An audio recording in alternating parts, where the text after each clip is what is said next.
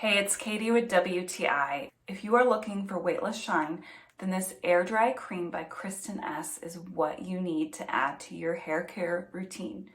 Now, I know you can't tell it today, but I have been on my very own wavy hair journey, and finding a leave-in conditioner that was light enough to moisturize and still keep my natural waves looking great was very difficult.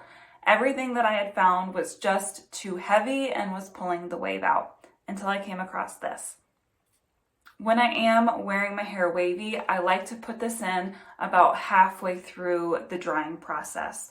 I wait until my waves are already established before adding it in.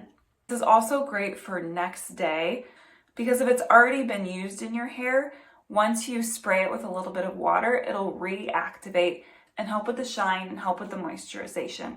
So if you're on the same journey that I am, or you're just looking to try out something new, then this is the product that I would recommend for you. And that's my point of view.